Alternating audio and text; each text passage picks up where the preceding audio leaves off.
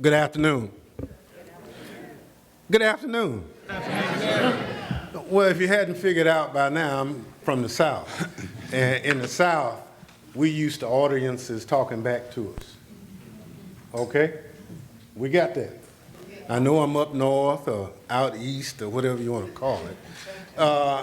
First of all, let me thank you for being here.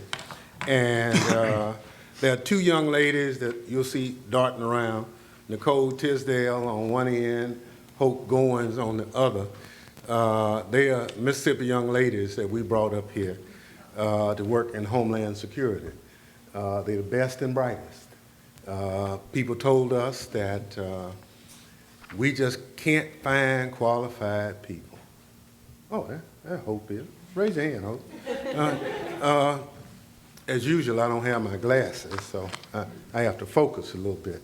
But one of the notions when I came to Congress 20 plus years ago was to try to level the playing field, to make things better for all Americans.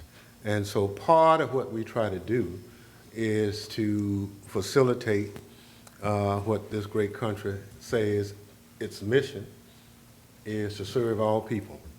So I have chaired the Homeland Security Committee. I am the ranking Democrat on the committee now. After November 8th, if everything go right, I'll be chairman again. Okay? If it doesn't, I'll still be ranking, and we'll still rattle the sabers as hard as we can on behalf of keeping this country safe. So we're going to talk a little bit about cyber.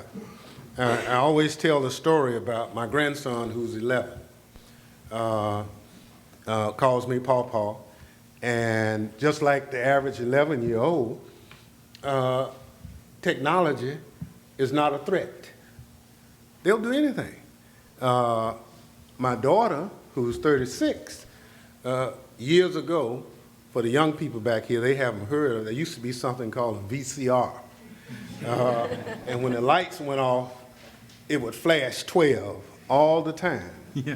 I would tell my daughter, hey, go stop that. And she'd go up there and punch something, and it would stop. I didn't ever tell her that I didn't know what to punch, because technology intimidated her daddy. So for young people now, this is an opportunity for you to look at the federal government for a career. And you can start generally around a GS-7. All you have to do is have a college degree in anything, and you can start. Now, you don't have to be faster than a speeding bullet. You don't have to be able to leap buildings in a single bound. You don't have to do any of that. For us today, we have set up in the corner anybody who's interested in employment opportunity within DHS right here. So this is not one of those, well, I went and they talked and I left there and then I got to go somewhere else. This is what we call a one-stop shop.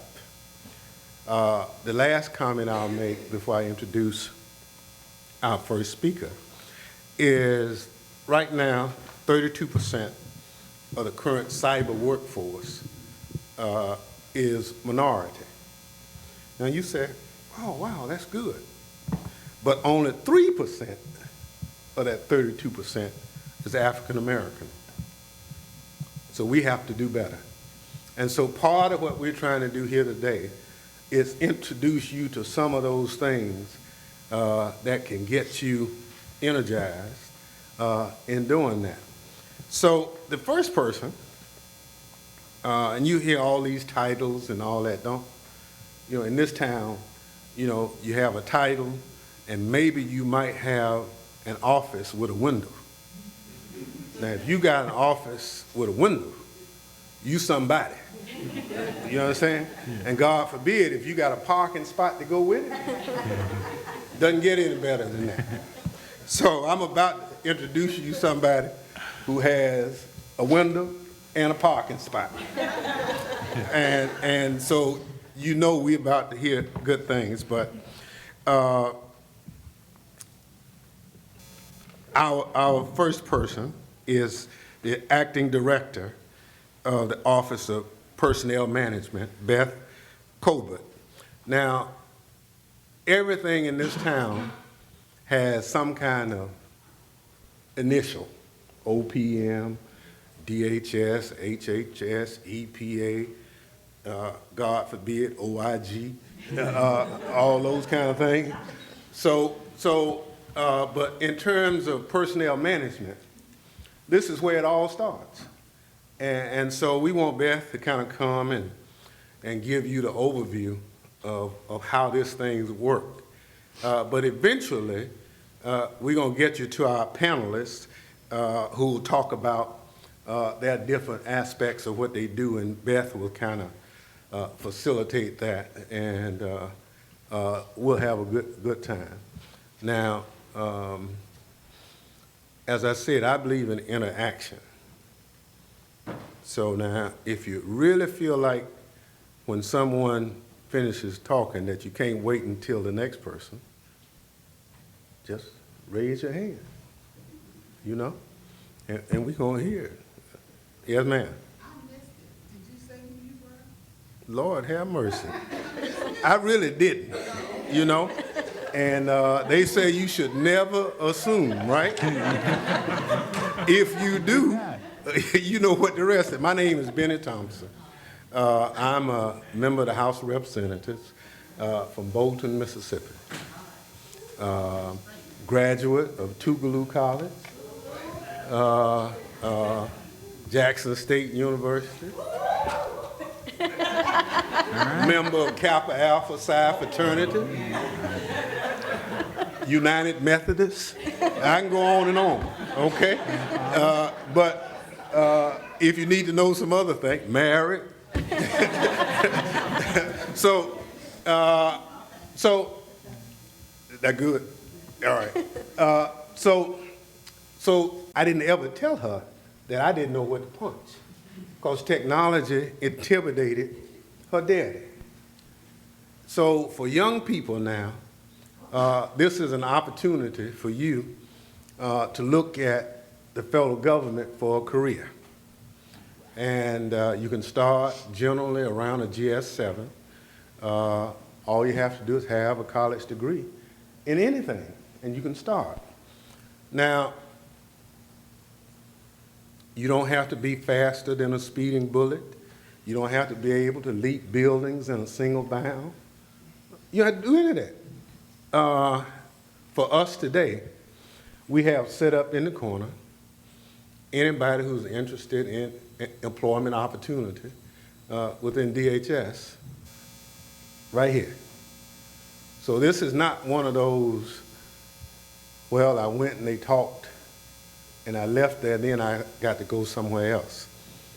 This is what we call a one-stop shop. The last comment I'll make before I introduce our first speaker is right now 32% of the current cyber workforce is minority. Now you say, oh wow, that's good. But only 3% of that 32% is African American. So we have to do better. And so part of what we're trying to do here today is introduce you to some of those things that can get you energized in doing that. So the first person, and you hear all these titles and all that, don't you know, in this town, you know, you have a title and maybe you might have an office with a window. Now, if you got an office with a window, you somebody. You know what I'm saying? And God forbid, if you got a parking spot to go with it, doesn't get any better than that. So I'm about to introduce you to somebody who has a window and a parking spot. And so you know we're about to hear good things, but our first person is the acting director of the Office of Personnel Management, Beth Colbert.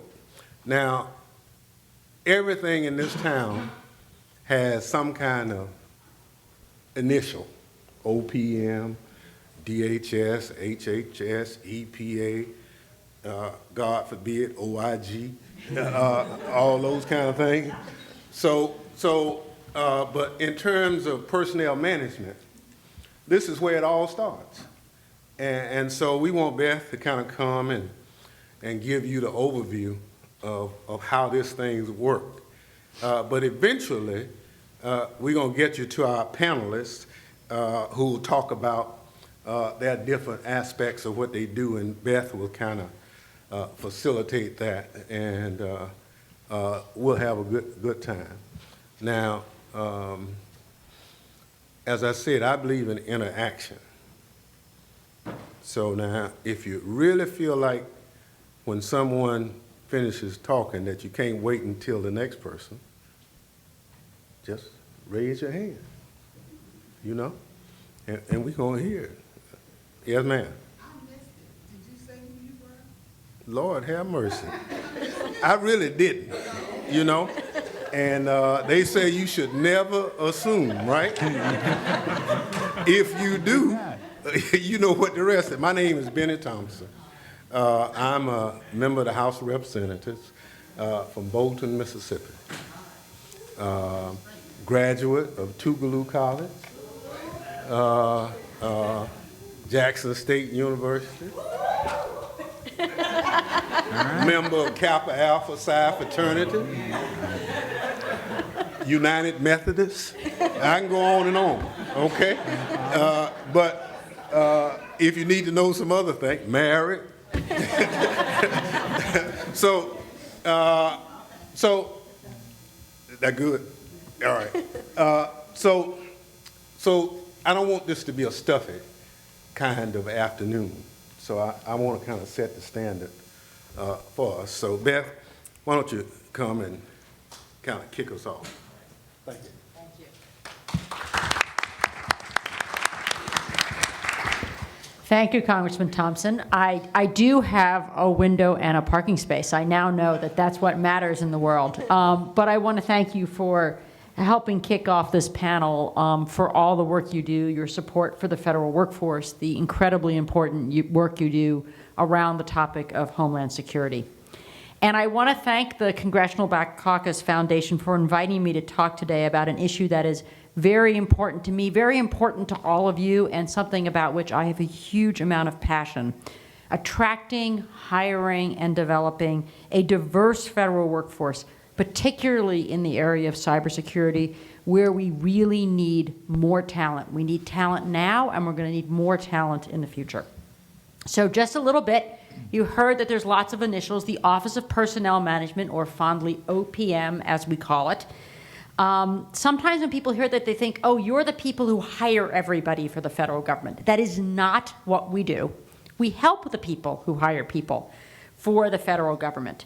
We provide policies and tools and information so that all the different agencies with their each unique missions can find the talent they need to help serve the American public. And so we work with all of our agency partners, and you'll hear all about that as we go along today.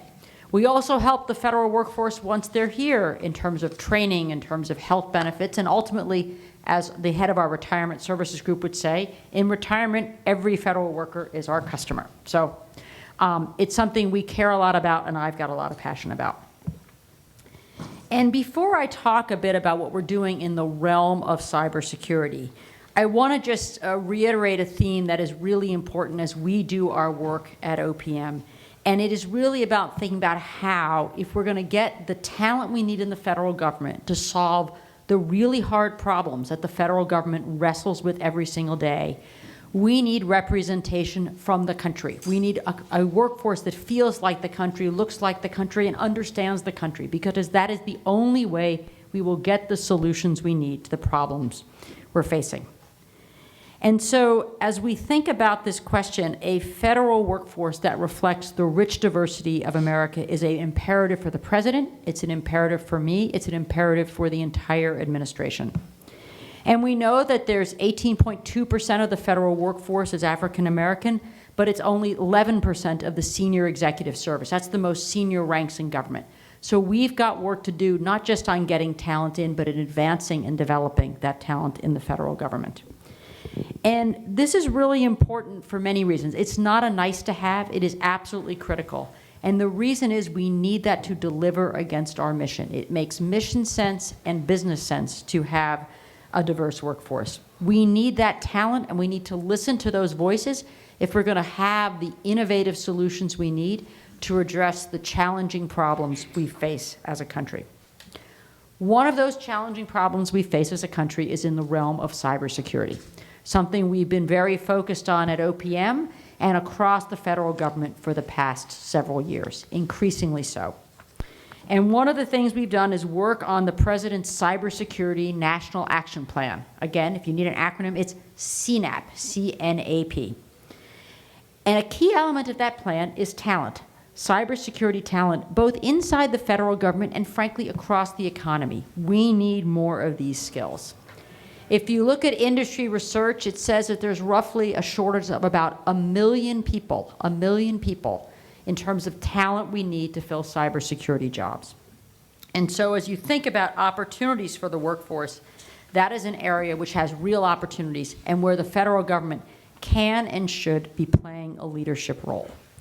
We have to reach out, though, and create a talent pipeline because, as I'm sure folks here will attest, the need for this talent has grown, and we frankly need to do a little bit of catch-up in terms of the education and training we're providing to people at the start of their careers and throughout their careers to meet these challenging threats.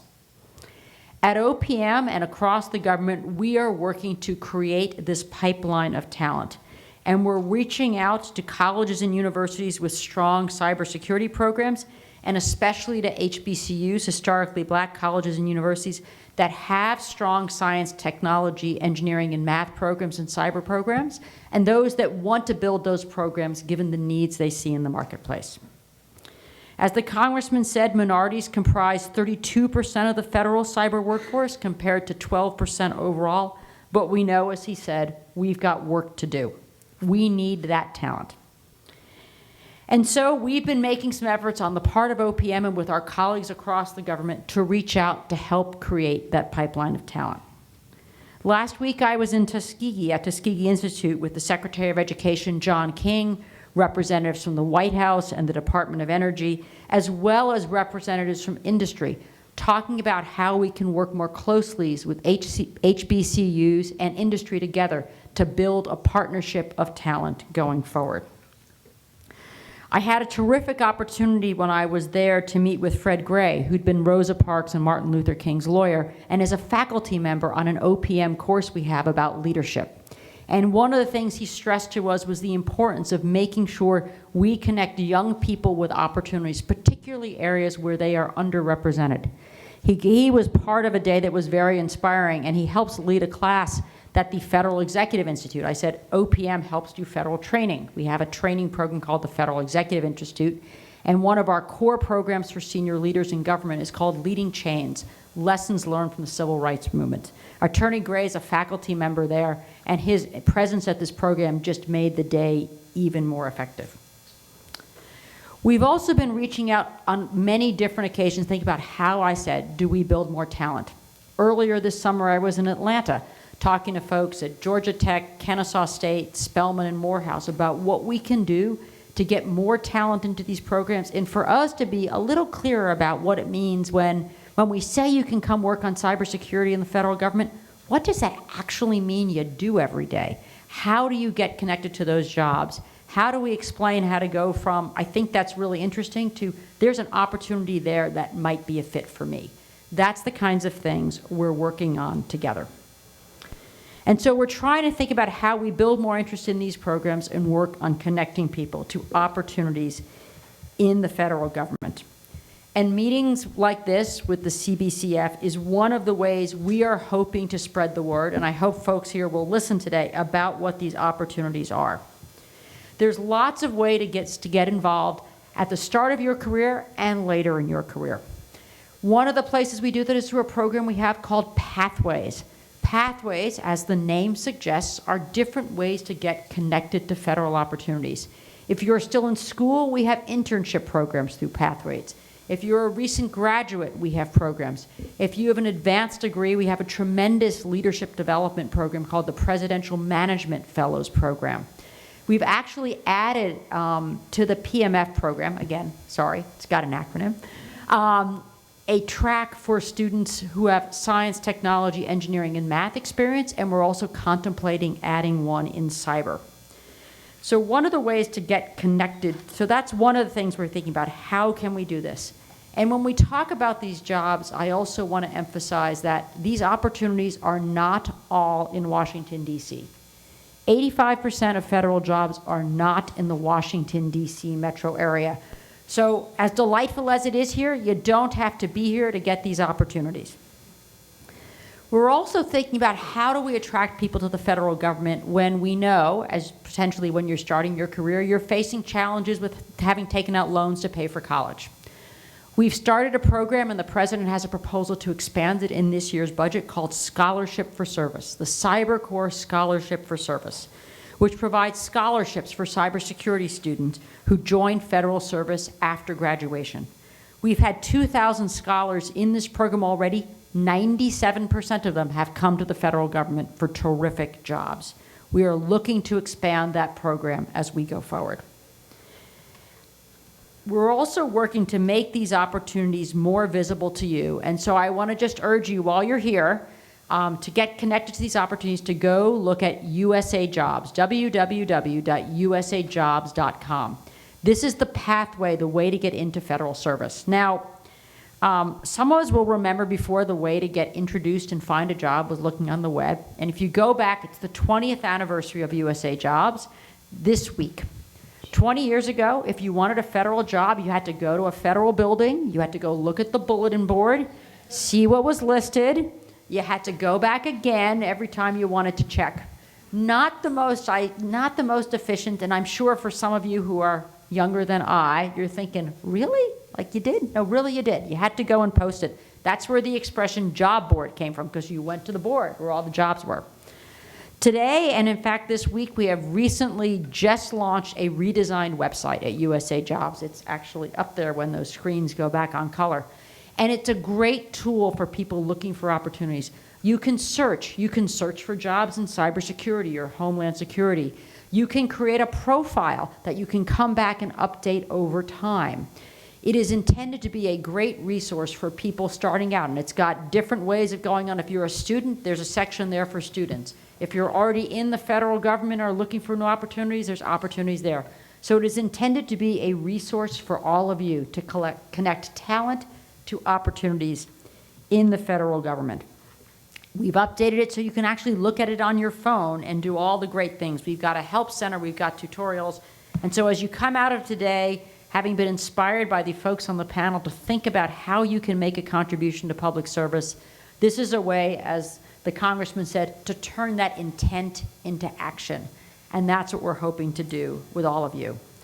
So I hope that today and in the panel we can get you excited, as passionate as I am, and I know our panelists are, about what one can do through public service, about the opportunities to make a real difference for the communities in which we live, the opportunities to do cutting-edge work in fields like cyber and homeland security and elsewhere, and the opportunity to really make a difference, to explore. We need your talents. We're excited to help you learn more about it, and I really hope that everybody here has a fantastic discussions and walks away with some tangible things they can do to connect themselves to these opportunities going forward.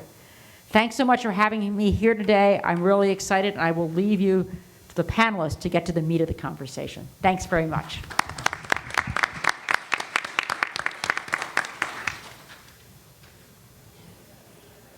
I'd like to thank Beth Colbert for her kind and very passionate words.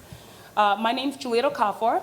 I am the co-chair and strategic advisory board member for the International Consortium of Minority Cybersecurity Professionals. Say that 5 times. And he's a member, so he can say it 5 times. I'm glad to be here today, and I'm glad that Congressman Benny Thompson's put this together. A lot of the work we do at our organization is designed to take a lot of what you hear as noise in the marketplace, refine it, and deliver in a way that is both interesting, engaging, and leads to action.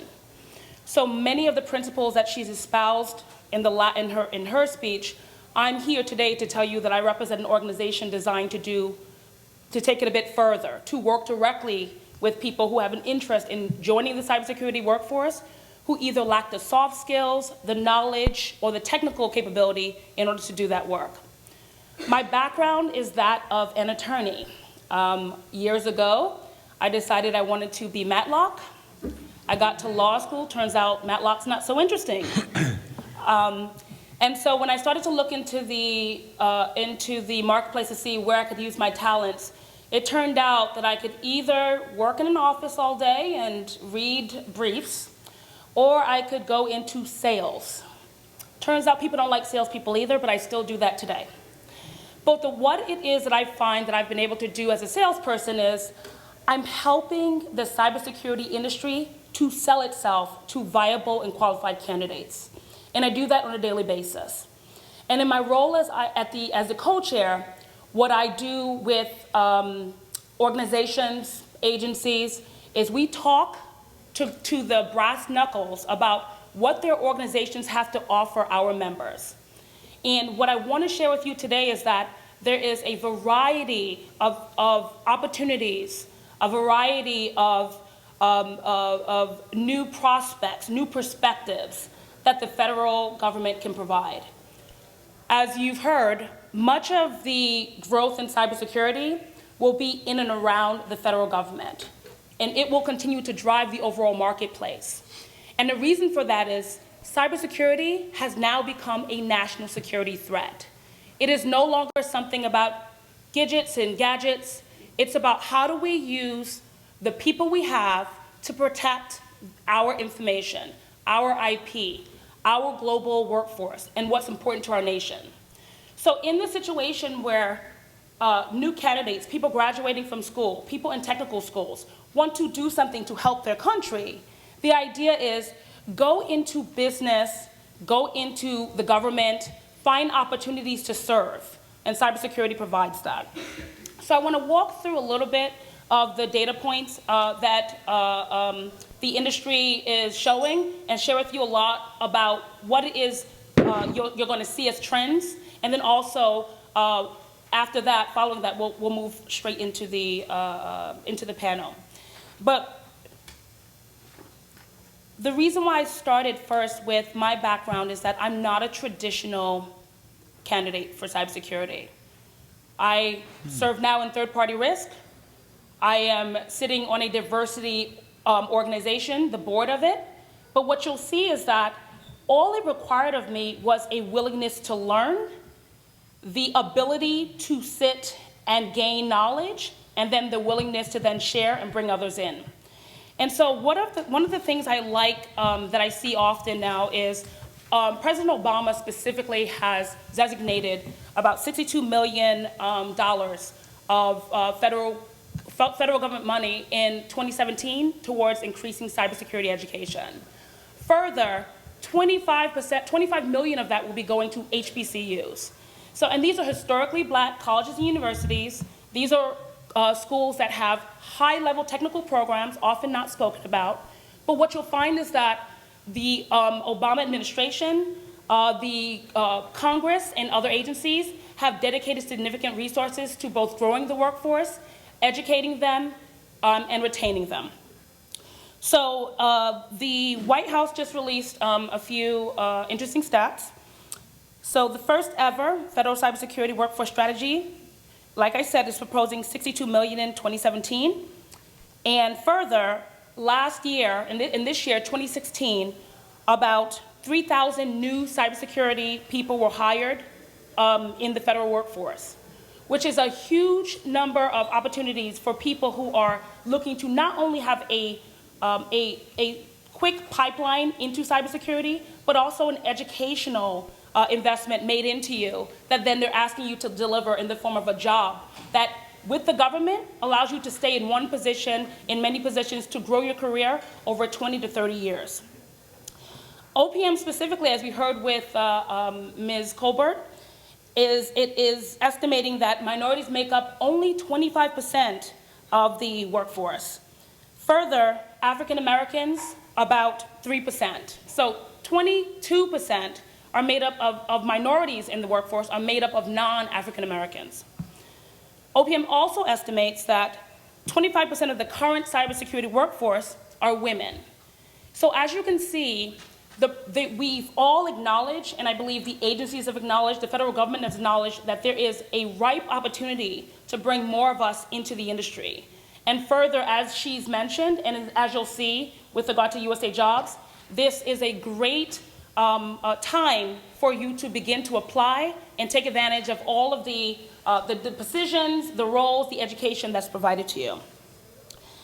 The Bureau of Labor Statistics, and this is one of the data points that we follow quite significantly. In the next 20 years, it anticipates about 18% growth in the number of people within the industry. And further, if you think about what you're hearing in the news about data breaches, we hear it every day, another company's been breached. That's going to cost about $2.1 trillion globally.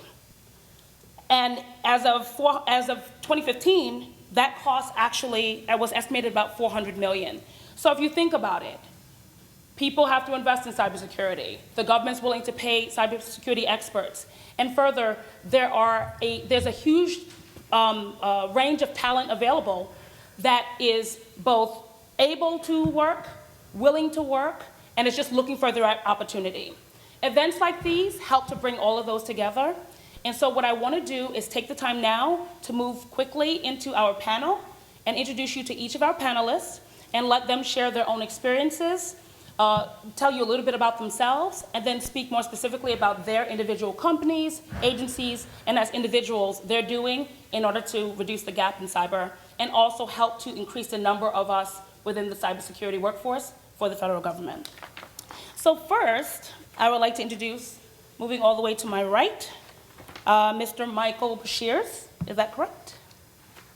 Kevin Pashirs? I'm sorry. That's not Michael. Let me see, let me just take my time. Okay. So Kevin Pashirs, he is the director of DHS, Office of Small and Disadvantaged Business Utilization. We also have Alyssa Mathis. She is the Cyber and Technology Recruiter, Office of the Chief Information Officer, Management Directorate. Third, we have Mr. Michael Clements, Director of Talent Management, National Protection and Program Directorate. And then finally, as I mentioned, we have Yonessi Feliciano Nunez. He's with the International Consortium of Minority Cybersecurity Professionals. We work together, but he's also an employee for Wells Fargo. So I would like to start with Kevin, and each of you feel free to introduce yourselves. Thank you. Thank you. Good afternoon.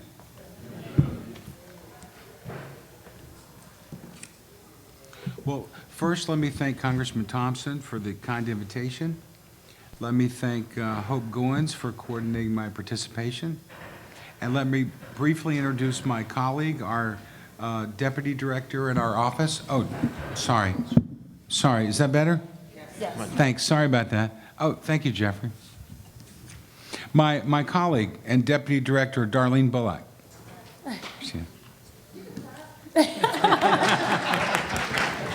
Yeah, big applause, it's good, thank you. Hey, this is off my planned remarks, but we're renovating our office space where we sit, so we're not in it right now, and we're moving back to the renovated space early October. And we move back, Darlene's gonna have an office and a window. When we move back. Okay, I was asked to give an overview of our small and disadvantaged business contracting program and process. I'll do that. Darlene and I, we have a handout today for anyone with more information about our program, and we'll be available at the conclusion of our panel to chat with you as well. So let me start by talking about our contracting program and how it ties into our mission. The key thing is this: the mission, with honor and integrity, we will safeguard the American people, our homeland, and our values. That's the starting point. Now, you might ask, well, what does contracting have to do with that? The answer is this. We buy a wide variety of goods and services in support of our mission to help keep the country safe, at a tremendous value to the American taxpayer. And as part of it, the work that my office does is support the public policy objective of small and disadvantaged business inclusion. What we have found is that small businesses have done an enormous job in our contracting program for us. Our agency has been open now for over 13 years, and the small business community has done a magnificent job for us. So just a brief bit of history, then I'll talk a little bit about the program, and then we'll continue with our panel. Some of you may recall that when our agency came together in 2003, 22 agencies came together to form DHS. But not all 22 brought their contracting shop with them. So we had to decide how we were going to get organized and how we were going to buy things. So now, since 2004, we have 8 major procurement shops, 8 major buying activities. That information, I won't call them out, but that information is on our handout. That's important for small business owners and representatives because this is where the customers go to have the necessary goods and services procured. Now, at DHS, we're proud to say that we support all of the federal small business contracting programs, what's known as the 8A program, the Hub Zone program, the Service Disabled Veteran program, the Women-Owned Small Business program, the General Small Business program, and subcontracting for small businesses. We support all of these programs. They all support our mission and help us do our very, very best to meet the needs of the American people and keep the country safe. We also have a mentor protege program where large businesses team up with developing small businesses. Now, what's important about this is that at DHS, it's important to know that newcomers are welcome, both in the employment field, which you'll hear more about, but also in the contracting field as well, which is my expertise. Congressman Thompson has said on many occasions, if you're interested in doing business with the federal government, including DHS, it's important to understand the rules of engagement. We're part of the federal contracting process. That's where everything starts, with the guidance and the regulations. And what we do in my office, we support an advocacy role of helping small and disadvantaged businesses. It may be of interest to you to know, for illustration, like I said, we buy a wide variety of goods and services. Here are just a few: IT services, IT products, program management, construction, security guard services, ship repair, law enforcement products, and even dog food. Now, now think about it just for a minute. Why would we buy dog food? To feed the law enforcement canines. That's right. Because they're part of the mission, in doing the law enforcement work. Okay, now, as a reminder, we have a handout today. We're available for personal assistance. We have a network of people within our small business program. Accessible emails, direct phone numbers, we have that information for you. And I look forward to questions as we proceed, and we'll continue with our panel. Thank you. Hi. My name's Elisa Mathis. I pay for my own parking. I sit in a cube, and most of the time I have to go find a chair to put in my cube because someone stole it the night before when I come to work every day. But what is my value being here is my job and my passion is bringing you into our department. That's one of the most exciting things, bringing young people into the department, making sure they have a valuable experience in the department, building a pipeline, and also establishing career paths for everyone to work in so you know when you start where you want to head to later on down the road. I've been at DHS since 2003, and I think the most exciting time I've ever had in the department is right now. We recently held a cyber and technology job fair. I'm not sure if anyone here was able to participate in it in July at the Omni Shoreham Hotel. We planned on filling 350 positions at that job fair. As of September 12th, we've offered 340 tentative job offers to date. We've had 135 people clear security, and we've already brought 92 people on board. That is a miraculous accomplishment in such a short period of time. Well, thank you. But what's exciting about that is now we want to keep feeding on that. We want to keep doing things like that. So we have other plans, other things we want to do to bring you into the department. We actually have a Pathfinders conference coming up. We're going to be using the OPM Pathways program to do so. That will be in December. A vacancy announcement will be going out in October. And that's really going to be filling a lot of our business operation positions, whether it be human resources, information technology, finance, security, acquisitions, and logistics. So please, we have Janice Benjamin from our office who's here today, and she's going to show you a little bit on USA Jobs afterwards, so you can really find ways to go and apply for these positions.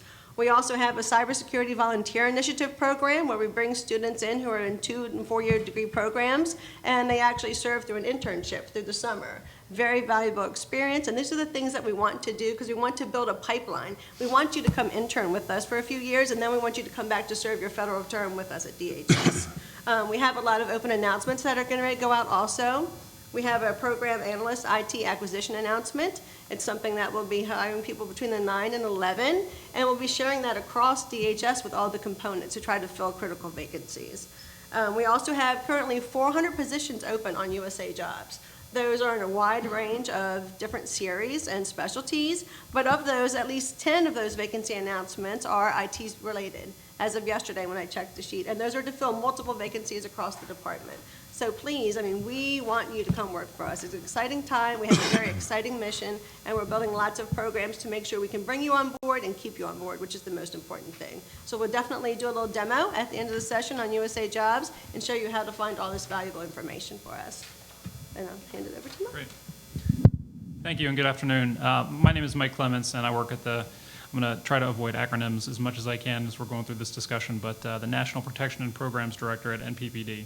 The thing you need to know about that is we protect the nation's physical and cyber infrastructure. I think those are the key elements of that mission.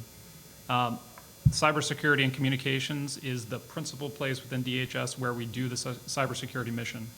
So these are where, if you want to be a cybersecurity professional at the department, this is the place you're going to look for a job. A couple of practical considerations as you're looking for a job. If you want to be a cybersecurity professional, you're looking on USA Jobs for announcements that say IT specialist, but then have parentheses, and inside the parentheses it says InfoSec. Those are almost exclusively cybersecurity positions. So of the 10 announcements that Alyssa mentioned are currently up on USA Jobs. 2 of those are specifically related to cybersecurity positions in CS&C. I have a list of certifications that are useful when you consider which jobs you're applying for. I don't want to run through that list because it's full of acronyms and it's confusing, but I'm happy to talk to anybody after the panel discussion about some of these things.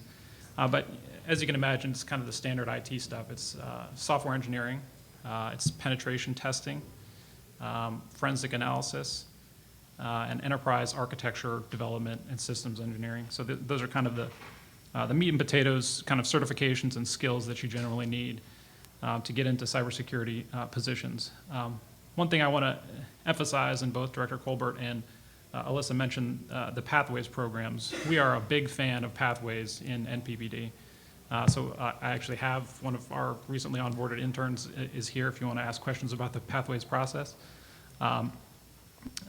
So we're big fans of that. We're going to take advantage of the announcement that Chico is going to be posting in October. We've also got a separate set of Pathways announcements that we hope to post later in the year that are more focused on the subject matter that we deal with. So aside from business operations, there are some more specific things that we're looking for in the cybersecurity realm and the other protection missions that we support. We're also a big fan of the Scholarship for Service program that Director Colbert mentioned. This is a scholarship program through a select number of universities where you can get specialized cybersecurity experience through school and paid stipends while you're in school. So this is definitely a good option to consider for scholarship opportunities looking for schools. Right now in cybersecurity and communications, we have 253 vacant positions, and about 170 of those are specifically related to cybersecurity.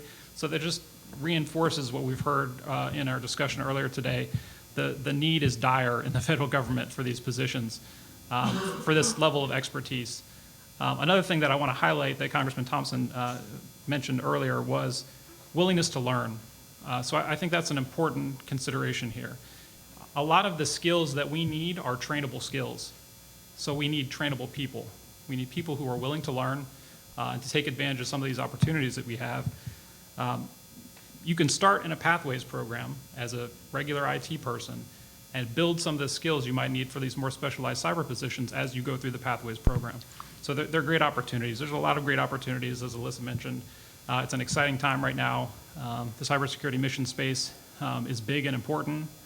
I was just listening to NPR on the way in this morning about the Russians hacking U.S. Olympic athletes' drug testing results. These are the kinds of things that we want to stop.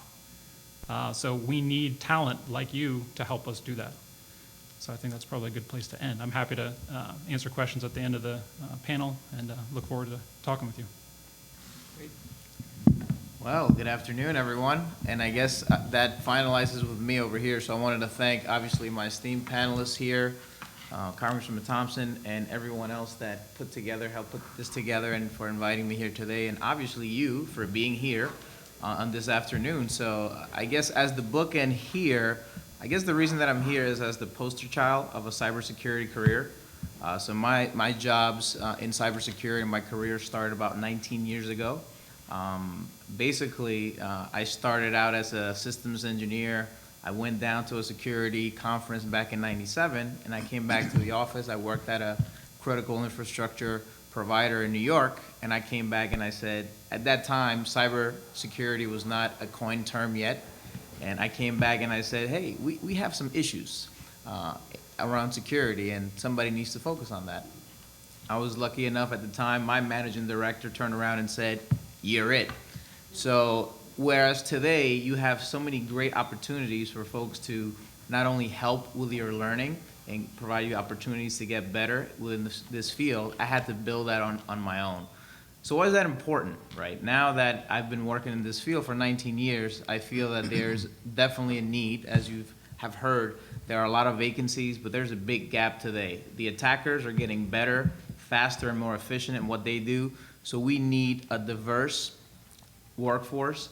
And what I mean by that is that we want to make sure that we get the best and brightest ideas. A lot of the attacks that we're seeing today are some things that we might never even think about. But how are we going to be thinking along those lines if we don't have diverse candidates? Growing up in the inner city, in the Bronx, I can tell you that a diverse workforce, they're very good risk managers. Each and every day they're dealing with a risk management situation, and I find that over the years, the field of cyber and information security has been one where I'm able to utilize a lot of those capabilities. And adding to that, about 5 years ago at a big security conference, the RSA conference in San Francisco, we met up together, and a bunch of us senior leaders in information security, and we noted that there is a lack of representation for women and minorities within this space. And we formed the International Consortium of Minority Cybersecurity Professionals. As Jules kindly mentioned earlier, we represent that organization, and today there's a group, there's a community that exists to help you when you do choose to become a cybersecurity professional, to help you navigate, to help you become savvier about not only where you should head with your career, but also some of those softer skills that you may require outside of certifications that you may need, and what does it take to be a successful leader, to inspire others and help us bridge that gap. So for the last couple of years, we've been working towards that goal and getting folks with the right information, with the right people, to get them to the next level. I'm very happy to be here, very happy to share my story with you. If you have any questions about how to get to that next level, I can tell you as a practitioner over the last 19 years, I have jobs working as the person breaking into systems, figuring out how to fix those systems, to leading global organizations around cyber and information security. And I can tell you that I have been bored. These past 19 years have been exciting. It's good to see the importance, the national importance that we're placing on this, all the companies throughout the US and the world that are really keen on cyber and information security. The attacks, as I mentioned earlier, are moving faster and faster. The bad guys are getting better at what they do. We need a diverse workforce. So if this is a consideration for you, I'm very happy to talk or answer any questions you may have during the panel or after. Thank you.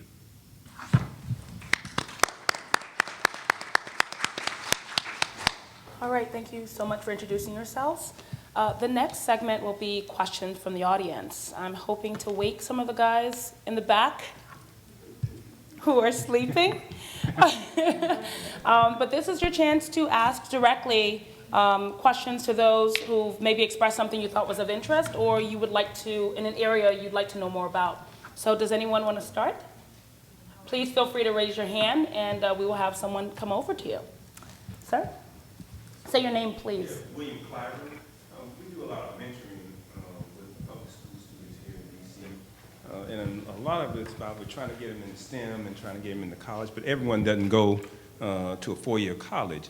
And my question is, how young can someone be to sign up TSA or to get involved with cybersecurity or homeland security?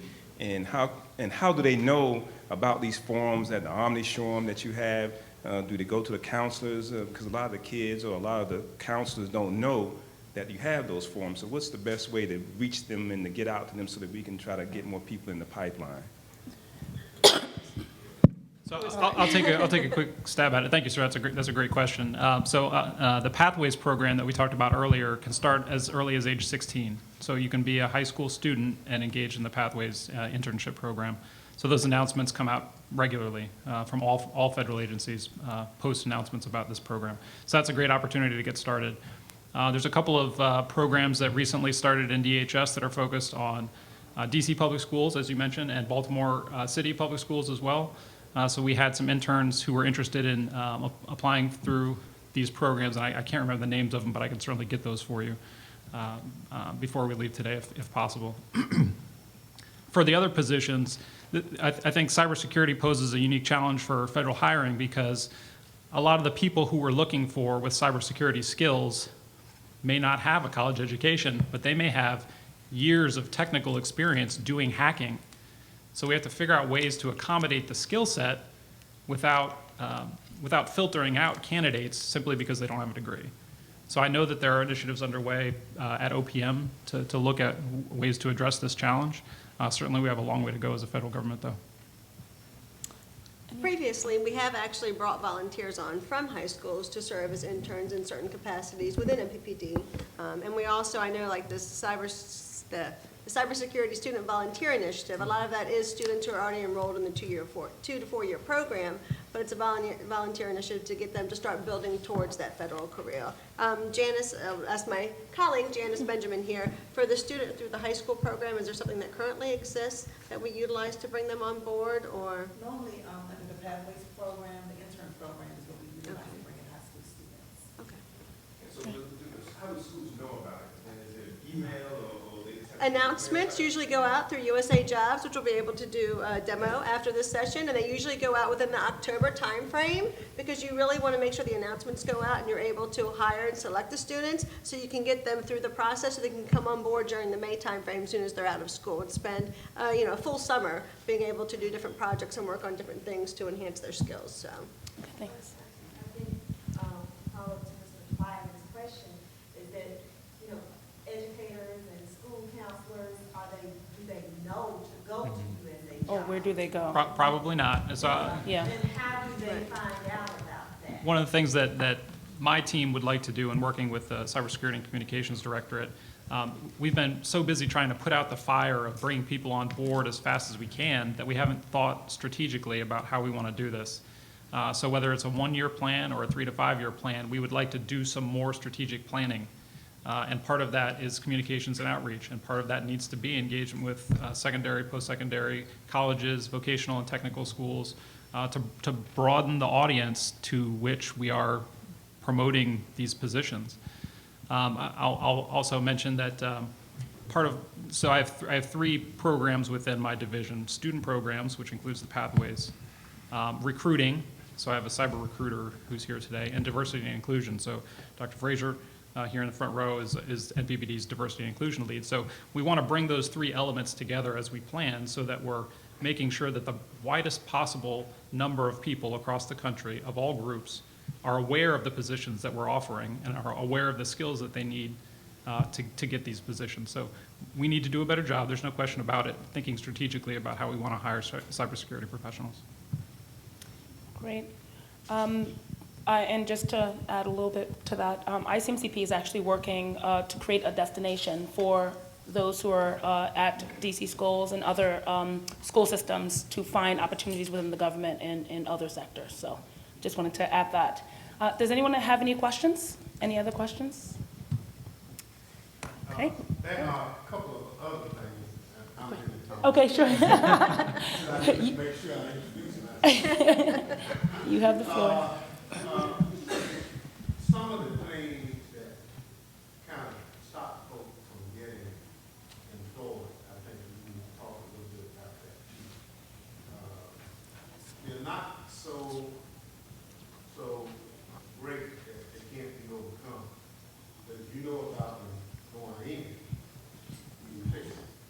Well, obviously, the workplace in general is drug-free. For the young folks here, you're not going to be able to get any real serious consideration for anything unless you can pass a drug test. I mean, that's, you know, I don't know what my doctor will do it. I don't know what my dentist will do it. When I got a haircut, my hair I didn't know my doctor. So the principle applies to what we're talking about here. You know, the other thing is, to some degree, you're going to have to pass a security background check. Now, it's not going to be one of those things where, in the beginning, they ask you, have you ever done anything wrong in your life? You know what I'm saying? You say, oh, Lord, I can leave now. But he said, well, yeah, and you still get cleared. Don't let that serve as a wall to keep going. But you gotta be truthful. If you don't put the truth down and they find it out, then you get kicked out because you didn't tell the truth. We find those two things, in addition to some other things, serve as the main reason we can't get more people into the sector. Now, if there's some other things that you see that stop folks, Yes. somebody ought There are, and I'm troubled by playing moderator, but also not wanting to seem partial. But yes, a lot of what we see as stumbling blocks or roadblocks to entry tends to be a lot of self-filtering. It's the feeling that I don't deserve or it's not for me. A lot of people isolate themselves and X themselves out of the running from the beginning because they know, like he's mentioned, that they have these things in their background that may surface. So one of the things we're looking to do is to build confidence, build self-esteem, and build awareness about the fact that one mistake is not going to or should not stop your progress in a lifetime-long career. The second thing tends to be a feeling of discomfort. So there are not many, as I've stated, African Americans in the field. But the opportunity is for you to be the first in your agency, in your job, in your role. It requires discomfort. It requires a shaking. It requires to step out of a box that maybe you've put yourself in. And a lot of people either take the step, get into the role, and immediately find that there are lots of things they weren't ready for and they run. But the best thing to do is to seek mentorship, find sponsorship, and communicate that you are either uncomfortable, that you would like to work with people who have done what you have done or are looking to do, and have someone guide you through the organization and through the experience. The final thing that we find tends to be roadblocks in areas of concern for retention of minorities are a lack of inclusive environments. Many of so ICMCP worked this year with the ISC Squared Foundation, and what we found is that there are great efforts by which agencies and organizations are using to recruit. There's not a lot of work on the culture of the organization to accept different kinds of environments, different kinds of people in an environment that is always hyper-focused on the next big threat. So what we find is that if we are getting people into the industry and they get in, they're not surrounded by people who look like them, feel like them, can embrace their background, and then they're put into situations in which there isn't a culture that's designed to maybe embrace their difference, we tend to lose them very quickly. So the idea is that we have to challenge ourselves, challenge our communities, and challenge the people around us to, one, become more aware, like Mr. Clyburn stated, to, second, be honest and transparent about the things in your background that exist that you're afraid of, and then third, to be the change agent, to be the change.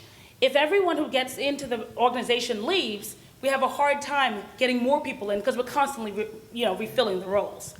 So those are the things that I find to be the concern and challenges that we've seen at ICMCP. Yeah, so I want to chime in on that, right? So as your poster person in the field of cybersecurity, obviously, you will be a change agent, right? So it will fall on you to ensure that you can take the initiative, that you can get up when you're beaten down, and that you can pave the way for the others that need to follow. So that's something that I've been doing my entire career. It's why I devote so much time doing things like we're doing today, and being a member at ICMCP is specifically to continue to spearhead down that path and that road. So you have to take that responsibility, unfortunately, because there's not a lot of diversity today. There are a lot of initiatives to become and be more diverse and inclusive, but it goes both ways. So if someone's gonna reach out, you have to go ahead and touch them. I think that there's a question. Yes. I'm going to introduce myself first. My name is Melissa Douglas, and I'm a teacher at Friendship Collegiate Academy. And I'm here with a few students, and we actually have an Academy of Information Technology and Engineering. All right, this may be a little better. And so we actually have an Academy of Information Technology and Engineering. We're located right here in the city. And so we would love for people to come over and support the program, because what happens is we do have cybersecurity classes. We do have other certifications within IT, but because of the need and demand and meeting our students where they are, sometimes our students are not successful at passing the certification tests. And so if you're defeated in high school, maybe you don't even give it a try in college. So maybe trying to see what we can do with those programs that already exist to support them and build those students up so they feel comfortable when they transition to college, that they can be successful in those programs. Great. And how many students, and where are you located? We're on Minnesota Avenue, and we have 176 students in the academy. And the school altogether has about 800 students. So we are, that's part of the reason why we're here today, is because we just want to make that connection and just know that it takes a network for our kids to be able to move to that next level. Absolutely. Great. And if you don't mind, I'd love to hear from one of the students. Yes, I was actually going to ask one of them to be bold enough to maybe share their experiences, maybe what are some things that you enjoy, what things hinder you from being successful. Hello, my name is Michael Oliver, and IT department in my school has brought me many opportunities, such as an internship with Microsoft over the summertime. I was a game developer, so I basically typed all the code. Me and another partner typed all the code, and IT just interests me because it's just always changing and there's always something new going on. That's great. Thank you. Very good. Now we need you to become a cybersecurity engineer. That's next. Yes, sir. You can still play. Sir? Good afternoon, my name is Richard Maddox, former legislative director of Congressman Thompson. However, we are talking a lot about employment opportunities, but what are some of the opportunities for small businesses, minority-owned business, 8A firms, and so forth? Yeah, I'll talk a little bit about that. At the Department of Homeland Security, we do have a federal contracting program that features opportunities for those types of firms in a wide variety of industries, including IT and cybersecurity. We've put together our program over the years to address small business participation, including all of the various small business programs. We have a handout for distribution for those interested later today with more information, and we'll be glad to chat with you in more detail if you like, sir. Okay. Why don't you go and brag on yourself about what the numbers look like? Okay, Cog. All right. So modest. All right, out. Okay, it's not my style, but I'm going to do it because the congressman asked me. We have I've been there since just about day one. We have a robust, award-winning small business program. In terms of percentage, let me just say, the government-wide goal is 23. Our goal is 33.5. We're going to exceed that in FY16. The other goals as well.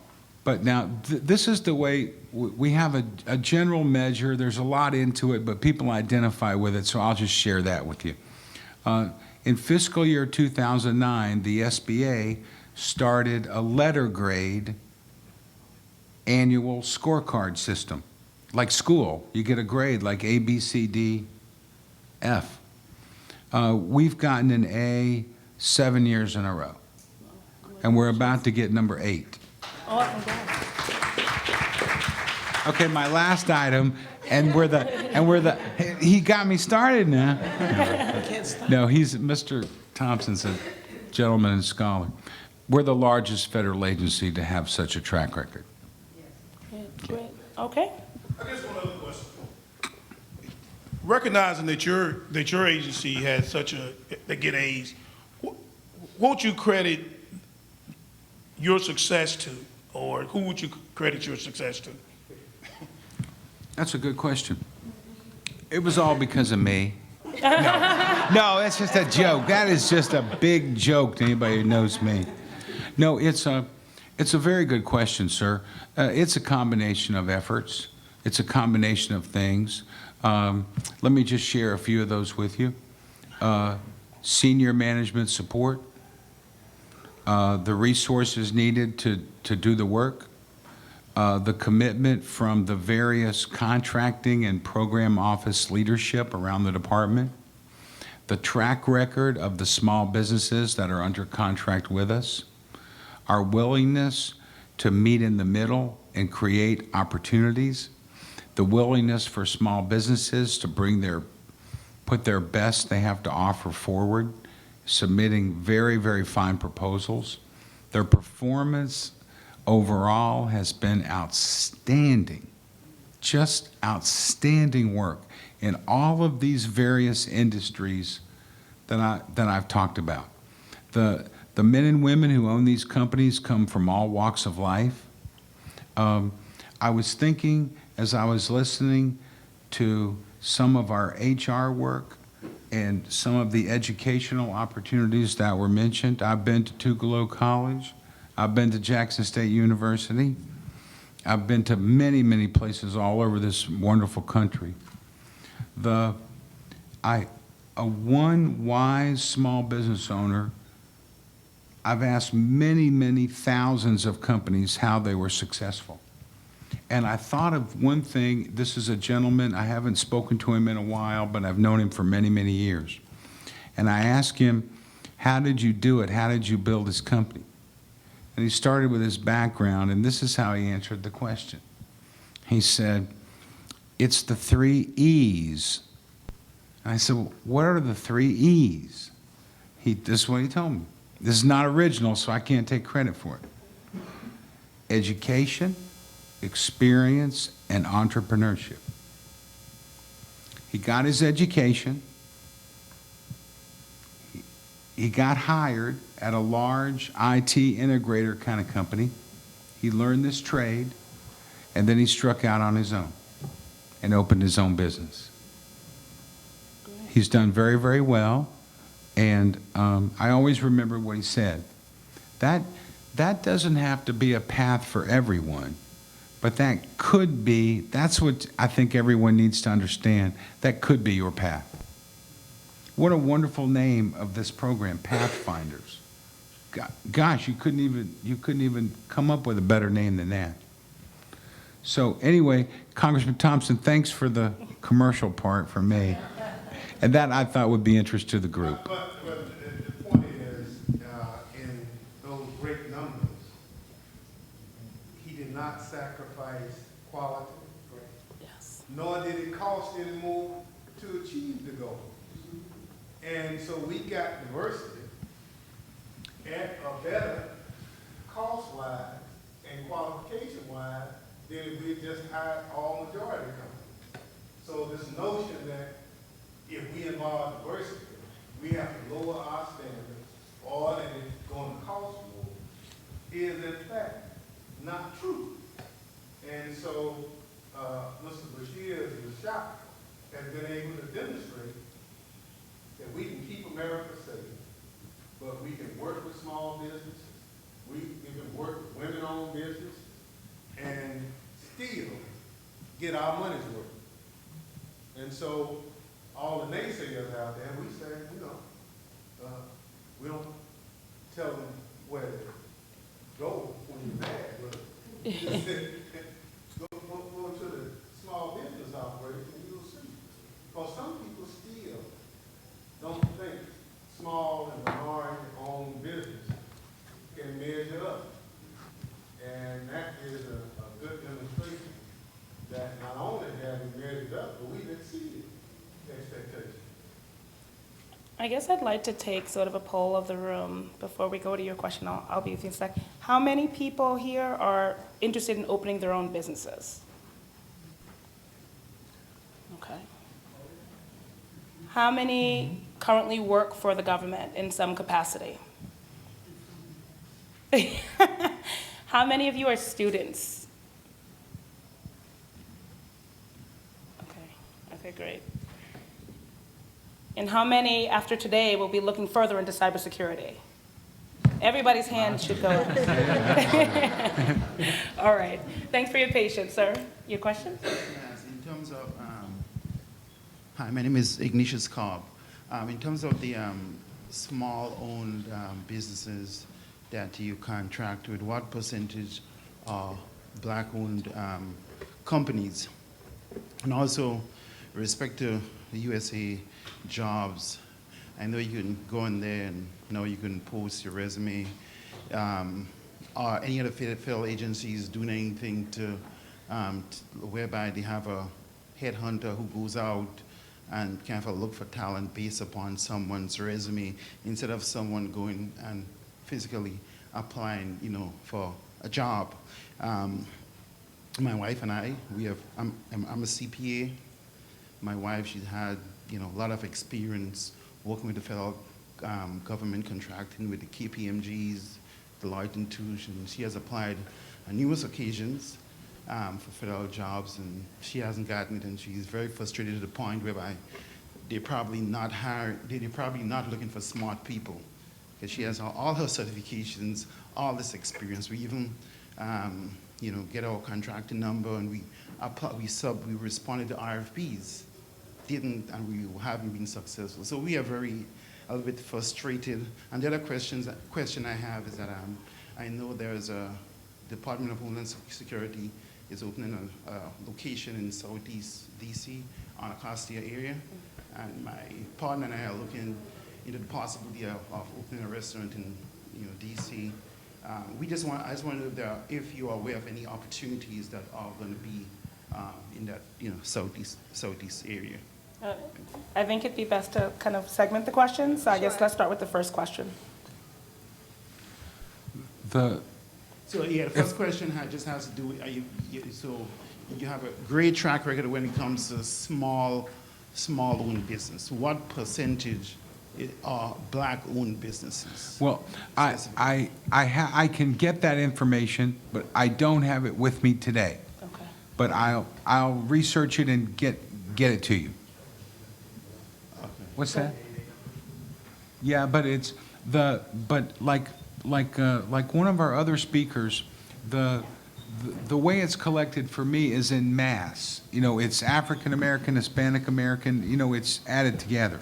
So I can get it. Okay. Did I hear your question right, sir? Yeah, you There have was, gotten. I think you have that my there question. was a part A, which That was was. part A, Yeah, yeah. okay, and part B then was. The resume. Yeah, the resume, and Yeah. what are the agencies doing to actually go out to scout for good talent? Because Yeah. his wife is having a difficult time Yeah. actually applying when she tries. I can Yeah. tell you what we're doing at DHS right now. We're actually working in partnership with OPM. OPM has a resume mining capability, and really? we're actually starting to build a team of recruiters across DHS and our cyber and IT world to actually go in and start looking for candidates. Not just candidates who apply for our positions on USA Jobs, but candidates who are on USA Jobs who have applied for any position. So that's something we're just in the development of doing, and we're getting the access for everybody, where we'll actually be able to go in and search a specific key set, and we'll be able to go down to 5 levels. If we want cybersecurity, data analysis, intrusion detection, we'll be able to go down 5 levels to pull candidates who have actually applied for any jobs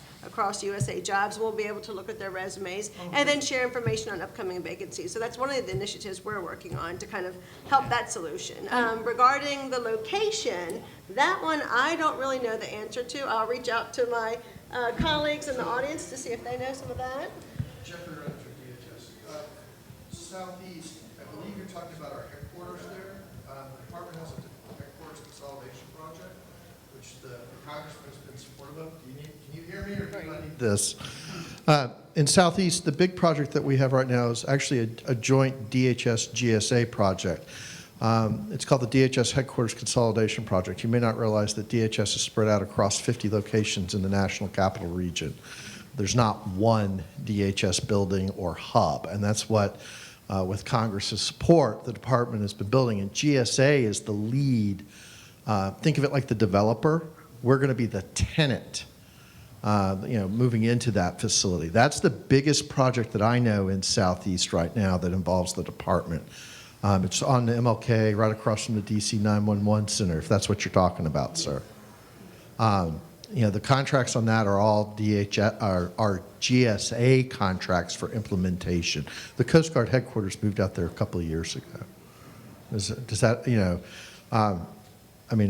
before I joined the federal government, I worked down as a contractor outside the Navy Yard, and I think you're going to see a lot of businesses move into, the city owns the old East Campus, which is across MLK from the West Campus on the side with the 911 Center, and they have a robust effort that they've started to try and redevelop and bring businesses over there.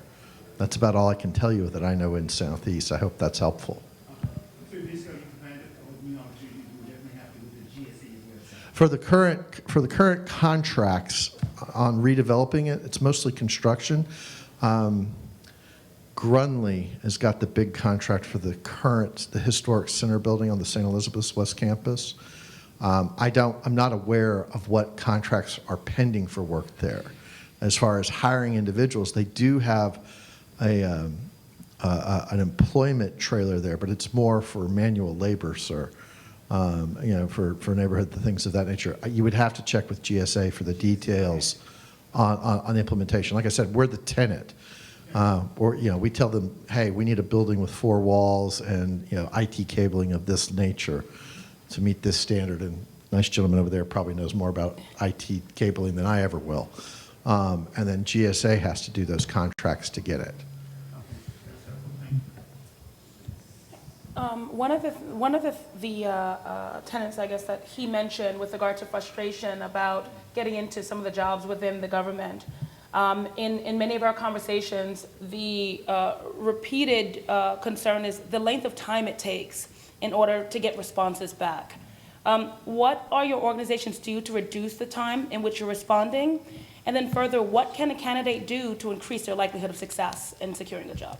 Sure. I can talk to increasing your likelihood of success, and I'm going to reach out to Janice, who's our staffing expert who I brought with me. Okay. One of the things you want to do when you apply for a federal job, your resume is really very important. This is how you're selling yourself for this position. So, the difference between a federal resume and a private sector resume, private sector is usually 1 to 2 pages. Your federal is usually 5 to 7 pages. And you really want to tailor your resume to the skills and the experience of the jobs they're asking about in USA Jobs. When you're opening up a position, look at what it's asking for, and then go in there and narrate how you actually have experience doing that, education doing it, how you've worked that before. That's one of the most important things. We have so many people, and I'll be honest, I have applied for a position before where I didn't even make the cert because I used a resume I had previously. You must tailor your resume for every single solitary position you apply for. You're selling yourself in addition to the 120 other people who are applying for that same job. So don't be afraid to, talk highly about yourself and your experience. I mean, that's the most important thing you can do is tailor your resume to fit the job that you're applying for. One resume will not apply for all positions. That's the key thing you have to look for.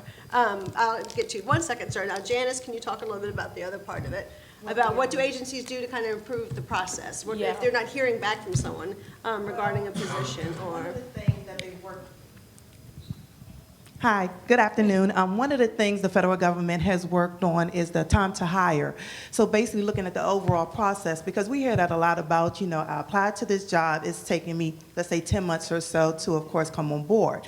So one of the things agencies have been advised to do is to ensure that they're meeting the certain timelines from the time a vacancy announcement goes out until they actually come on board. So that's been going on now for several years. So I understand the frustration. I know it's pretty hard when you go on U.S. Job, and I would have to say that's actually one of the bottlenecks too, is going to U.S. Jobs and taking that time to say, because one, is 1,001 questions. You have to answer all the questions, so that tends to be frustrating for applicants as well. But I can't say, I just encourage everyone to go there. I mean, I started out in the federal government as a GS3. As a stay-in-school clerk, and I worked my way up. So although it's frustrating, I would still encourage you to go on there. And also to ask questions. There's a POC listed in the announcement. If you're unsure about anything in the vacancy announcement, make sure you pick up the phone and reach out and ask, because a lot of that is that government verbiage that's out there, and a lot of people just do not understand. So feel free to definitely reach out and ask for assistance. And I guess the other question is, are there other events like this where you're having people apply on the spot where someone can help them directly? A lot of people are still intimidated by online work, but you have computers here. Are there other events and forums where they can apply online if they're looking to apply? So one of the things Elisa mentioned, we do have a virtual job fair that's coming in December, but throughout, and I've worked at different parts of the department. I've been at the department since the beginning, 2003. I have, 21 years in the federal government.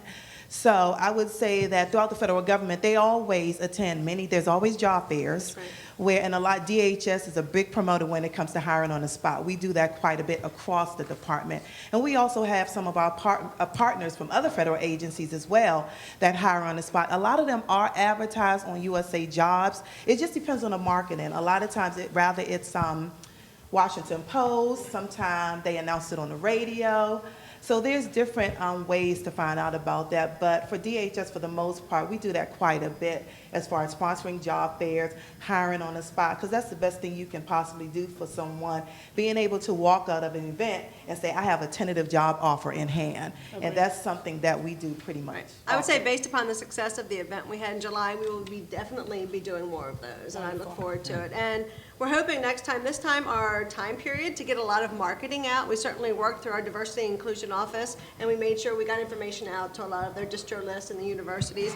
But we'll definitely make sure next time, as a lesson learned, we'll get out a little farther in advance. We posted a website. We actually developed a website specifically geared towards this event. So if someone went us on USA Jobs, we did a hotspot on USA Jobs. So there's things we're doing to try to reach you. Also, you can also go to dhs.gov/careers, and I think there's a way you can sign up to get notified when cybersecurity jobs are actually posted and get notifications. So if you have ideas, that's why we're here. Share them with us before we leave this room. That's one of the great things about us having this interaction together, because we need to learn from you too. How can we reach you better? How can we get information out to you? That's very important to us. And the woman in the back, how are you? Good afternoon. Thank you all for this very exciting panel. I really enjoyed it. I'd like to know if any of the panelists can give me information of what the best way to find out how to get HBCUs to collaborate with 8A and small businesses for STEM programs. Thank you. That's a dynamite question. There are throughout the government, there's in the federal contracting arena only, there's not uniform coverage for HBCUs. Like, for example, the Defense Department, when they calculate the participation numbers, HBCUs are counted in the same category as small disadvantaged businesses. But for most of the federal government, that's not the case, because small disadvantaged businesses are owned for profit and HBCUs are not. So there's a disconnect, you know, on how that works. Some of the federal agencies have direct authority to contract with HBCUs, so that's the most fertile territory. For example, the Defense Department has the most, followed by HHS, Health and Human Services. There have been efforts over the years to make this more cohesive, but it's really never gotten off the map. It's a very, very good question. It just doesn't.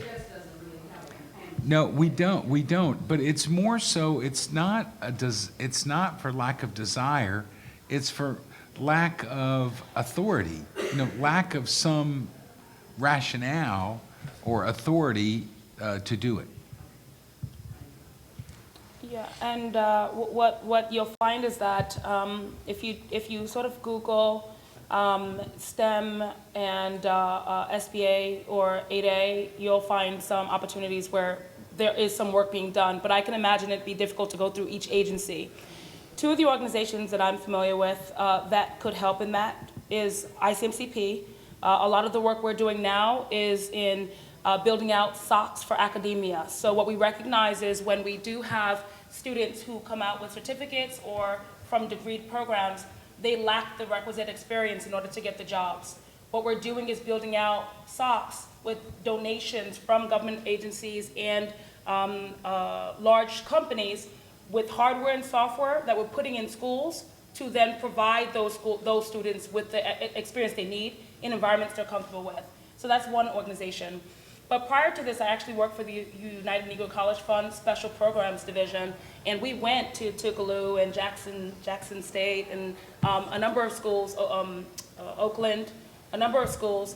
And what UNCF Special Programs and UNCF does is they have a number of the same initiatives where they're working directly with government agencies based on some of the funding provided by President Obama, and they are building out those relationships between HBCU and organizations and government. So they're calling them minority consortiums or STEM minority consortiums. So if you Google that, you'll also find some information there. Okay. Are there any other questions? Yeah. Yes. Hi, my name is Linda Bell. And this is more of an observation. Several times I've applied for jobs on USA Jobs, and it's taken me a good 2 days to fill out all those questionnaires, redo my resume for the job, and the response I get back at the requisite time is, oh, there was someone with veterans preference. So like it wasn't even looked at. It was like, just, you know, we got a veteran. So how do you, what can we do? It's a lot of time spent.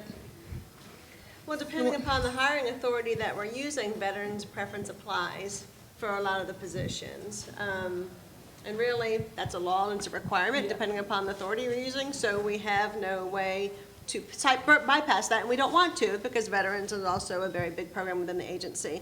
The good thing for you is if you're really looking at cyber and IT, we do have direct hire authority. So if you're really looking at vacancy announcements that are 2210 InfoSec, veterans preference does not apply. We're able to hire the best candidate from the certificate of eligible candidates. So that's the part where you really want to make sure you're tailoring your resume to the specific skill sets and experience they're looking for in that vacancy announcement. 2210 InfoSec, yes.